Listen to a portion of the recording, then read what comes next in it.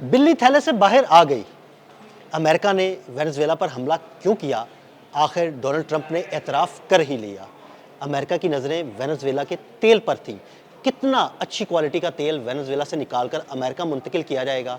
आमिर रज़ा मेरे साथ मौजूद हैं, उनसे बात करते हैं। आमिर भाई, सारी बात खुलकर सामने आ गई।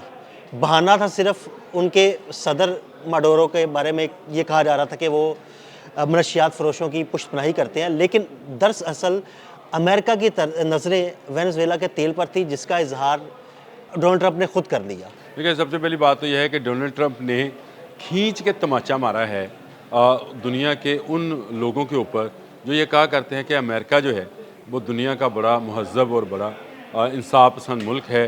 बाकी मुल्क जो हैं वो शायद रहने के काबिल नहीं है, तो अमेरिका एक ऐसा मुल्क है जहाँ पर रहा जा सकता है। तो ये एक नहीं, दो नहीं, तीन नहीं, कई मरतबा अमेरिका साबित कर चुका है कि वो वियतनाम पर गया तो वियतनाम के ऊपर कब्ज़ा करना चाहता था और वियतनाम के ज़रिए वो चीन पर हमलावर था। गो के वियतनाम में उसको शिकस्त हुई।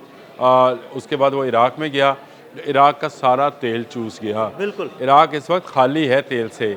ये इराक़ इस्लामी दुनिया की एक बड़ी ऑयल पावर थी जिसको खाली कर दिया गया। और जब ये तेल खाली हुआ तो उसकी नज़रें जो हैं अब जाकर टिकी हैं वेनेजुएला के तेल पर।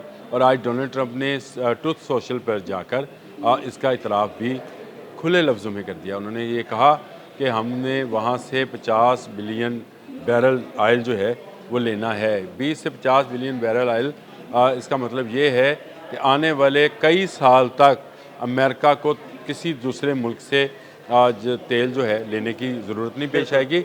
ना सिर्फ लेने की ज़रूरत पेश नहीं आएगी, बल्कि यही तेल वो दूसरे ममालिक में फ़रोख्त किया करेगा और उससे पैसा कमाएगा। देखें, वॉर इकॉनमी जो है ये दुनिया की सबसे बड़ी इकॉनमी है। आदिल भाई, अभी हम जिक्र कर रहे थे जब JF-17 थंडर ब्लॉक 3 का, तो ये कहा गया कि IMF के कर्ज़ों से निजात ये एक जहाज़ दिला सकता है हमें।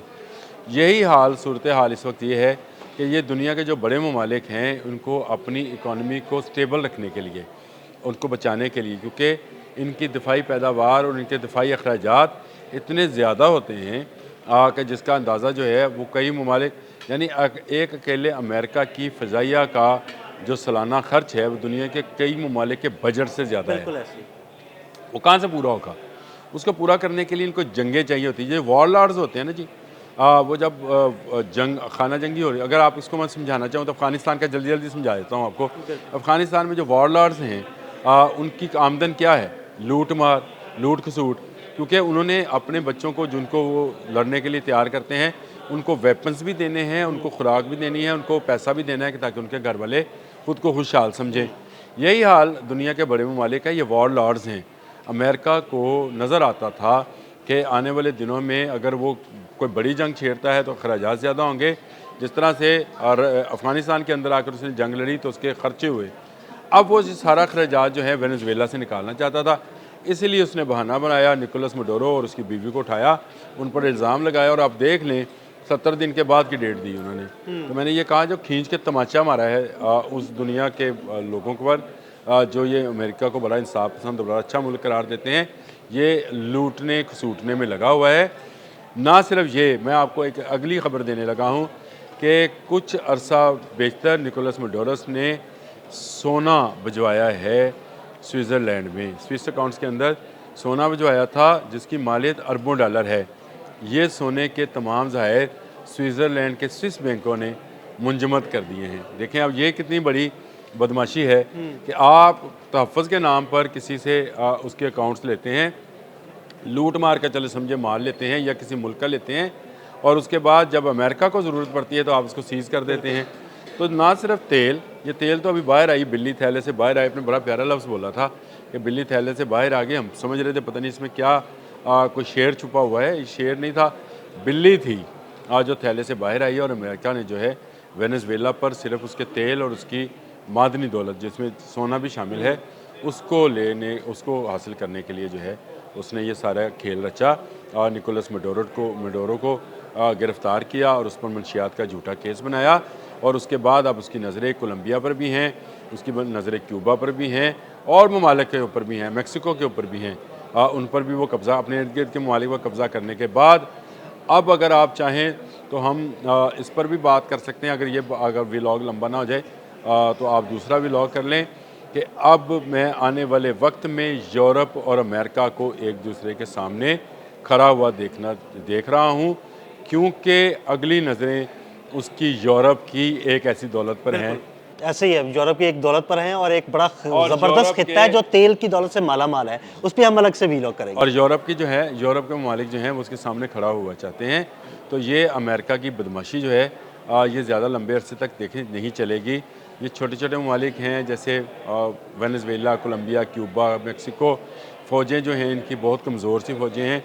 गलती इन ममालिक की अपनी है कि इन्होंने कोल्ड वार के दिनों में जब सर्द जंग जारी थी रशिया और अमेरिका की, उस वक्त अपनी दिफा को मजबूत नहीं किया।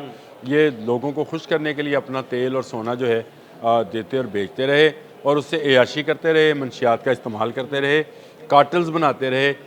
इन्होंने दिफाई टेक्नोलॉजी पर तवज्जो नहीं दी और जो मुल्क दिफाई टेक्नोलॉजी पर तवज्जो नहीं देते हैं उनका हाल वेनेजुएला जैसे होता है। कल हमने इस पर बात की थी कि पाकिस्तान का खुशनसीब मुल्क है।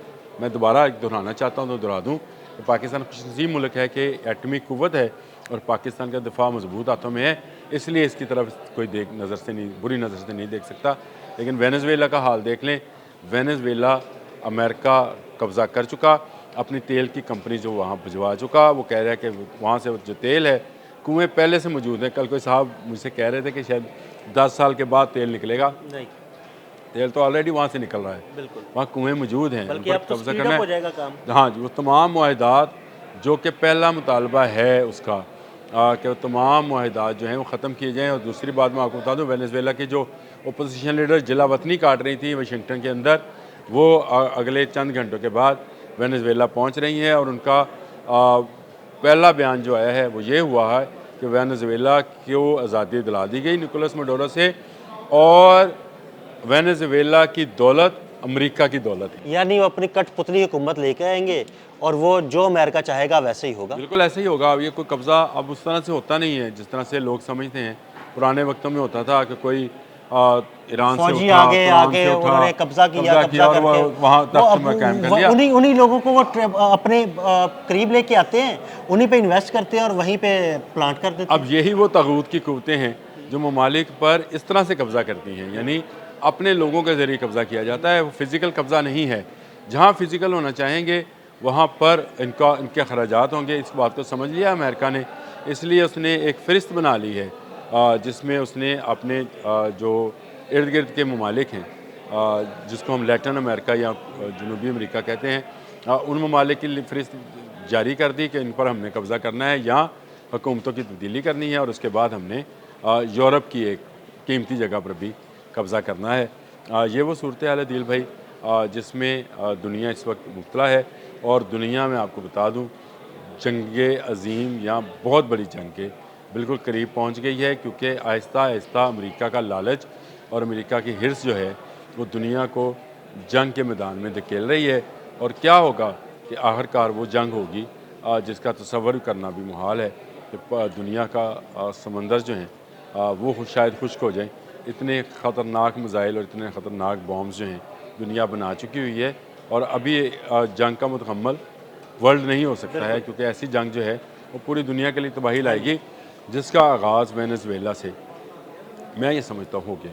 बहुत शुक्रिया आमिर रज़ा जी। बिल्कुल आमिर रज़ा ने बड़ी तफसील के साथ आपको इस सारे मामले के बारे में बताया और ये भी बताया कि दरअसल अमेरिका की नज़रें वेनेजुएला के तेल पर थीं, जंग का और हमले का सिर्फ एक बहाना बनाया गया। अदील अहमद और आमिर रज़ा को इजाज़त दीजिएगा। अल्लाह हाफ़िज़।